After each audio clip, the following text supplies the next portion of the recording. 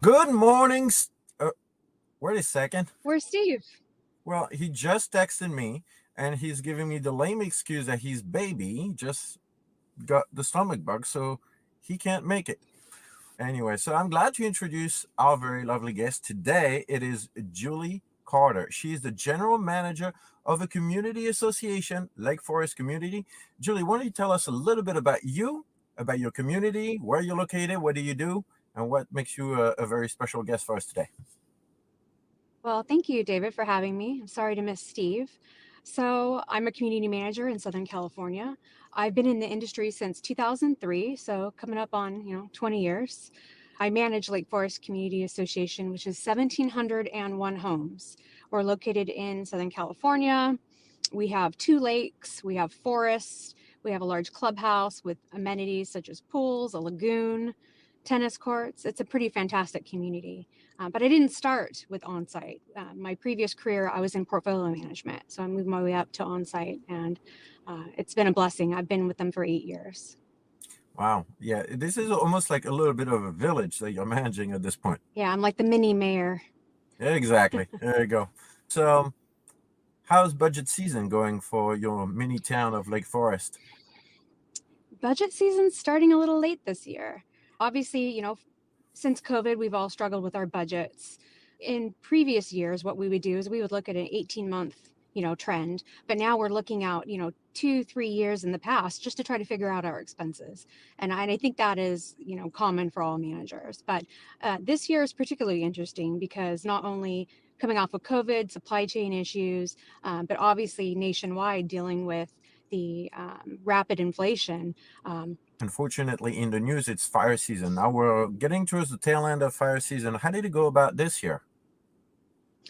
Actually, I think we saw an improvement this year because we had really heavy rains. We had an abnormally large amount of rainfall in our late spring, which helped for the summer fire season. But conversely, we're going to be dealing with this within the next 6 months to a year because with all that rain, we had just an explosion of growth. So that's actually a point I never quite thought about. What did you do in the past really to manage that fuel that might be on site? So we're lucky enough to not be listed in a fuel modification zone, meaning there are certain areas of Orange County that are higher fire risk zones. We're not, but we're nearby, and we have a large eucalyptus forest. Our community has over 5,000 trees, the majority of those being eucalyptus. And of course, eucalyptus trees are more flammable than just a standard tree.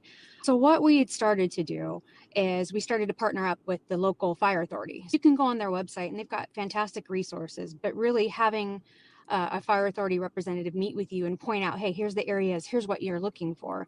You need separation. And that's what the fire authority is looking for is if there is a fire, they want to see some breaks. They don't want dense material packed together. And so they're saying, yeah, keep your plant material, but have some separation. So I'd say for any managers listening, go to the OCFA website. You can download it. I've shared it with our homeowners and put it on our website so that when we let homeowners know what we're doing, we give them resources to say, here, look, the fire authority, here's what they recommend. Now, this one thing that struck me when we first met and we had this conversation that you were so proactive about these things, and you've been on this for a couple of years now, and your board seems to be doing a fantastic job. So we'll give them a little shout out right now for the board. Yes. But have you had to have like community association, like education session? How did that go to make sure that the owners like really got on board with this? I'm very fortunate. I do have a fantastic board. They are very involved. Our membership really didn't fight us on it. So actually, we had homeowners who were in the forest tracks who came to us and said, hey, what are we doing? So we didn't have to hold a town hall. We didn't have to sell it. But for communities that don't have the funding for that, I could see that definitely being something to say, listen, let's do a town hall and let's invite a fire rep to explain to the members, hey, here's why your assessments are going up. So imagine if I was to move into a community, let's say 10 years ago, and we did not hear quite as much about the fire on a national level. Not now all of a sudden I'm in a fire track. I imagine like the homeowners that have these situations, they got to be pretty stressed out comes the beginning of the fire season. Just like with anything, we do continuing education. So we have a monthly newsletter. We have a lot of resources. We warn them ahead of time. So hopefully if they get that letter, they're not surprised. They know that they've been asked to take those measures themselves, and they also see the association doing it on our side. That's very good. I appreciate you sharing that. And I think even from a resident or an owner looking to purchase a home or condo unit, like seeing how the communication's been going on big matters like this, it actually can have an impact on where actually I will pick where I want to live. Because if management's It's not true. being proactive, it definitely has an impact on that community, and it's usually not positive. One thing I'm proud of is our community website, and we post our newsletters.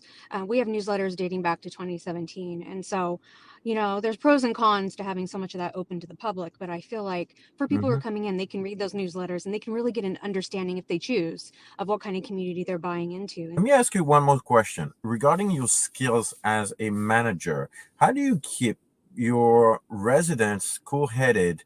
It's interesting. I've never received any formal training on conflict management or mediation, but I feel like anyone in our industry, you learn that. And I pride myself on that, and I pride my staff on that. And actually, I just wrote an article in our most recent newsletter, and I nicknamed it Sense and Sensibility.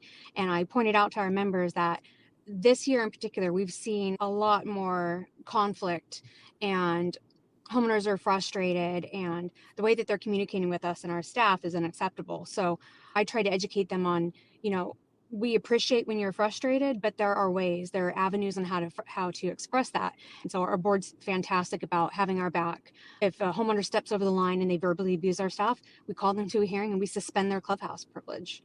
So we Wow, have a zero tolerance. We have a zero tolerance policy with verbal abuse to our staff. I absolutely love it. That is a policy that I think should be implemented like in everywhere.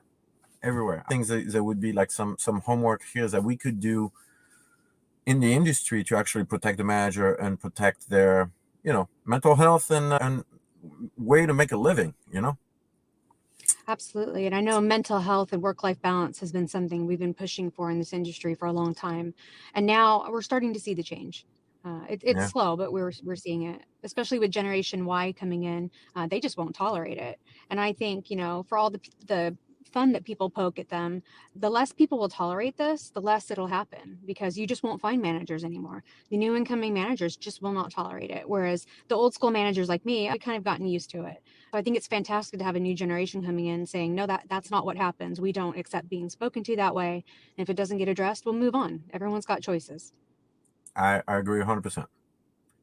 All right, so now is the time of the show that we'd like to typically, that's a question Steve asked. I'm going to try to give him justice. So that's the time of the show is that we ask our guests to give a little shout out for someone in the industry or outside the industries that has been impactful to them in their personal life or maybe their professional life. Could be a charity, could be anything that's on your heart. So there you go. The mic is yours. Sure. I have to say, my first shout out is to my family because they're very supportive of the challenging hours. You know, I wake up, first thing I do, you can ask my husband, I pick up my phone and I start answering emails. So even though I'm not physically in the office, I mean, work's getting done. And that's just, he's very patient. And I appreciate him and my daughter so much in having that patience. On the other side, the professional side, I have a staff of 28. My staff is awesome. I have a great management team. And with all the challenges that we've dealt with the past year, we've all really pulled together and we support each other. So, for example, I'm taking a 10-day trip to Vietnam next month, and I'm not worried at all because my support staff and my management team have got it. So anything that comes up, we cross train each other. We have a weekly meeting and a weekly management meeting. So we all know what's going on. We all know we all can step in and support each other. And I couldn't do it without my team. They really are fantastic. Oh, that is a very nice shout out. And we hope that you have an amazing trip in Vietnam. Thank you. So anyway, in the meantime, as you are going into your trip in Asia, maybe you can find a little something somewhere that you could bring back to help you with your tree situation, because there is one animal that lives on eucalyptus trees. Do you know which one it is? Is it the koala bear? That's right. So maybe you can find yourself a koala bear somewhere. But in the meantime, we hope you all have a good rest of your week. And let's get to work, Julie. We'll see you All next time. right. Thank you. See you, Appreciate everybody. it.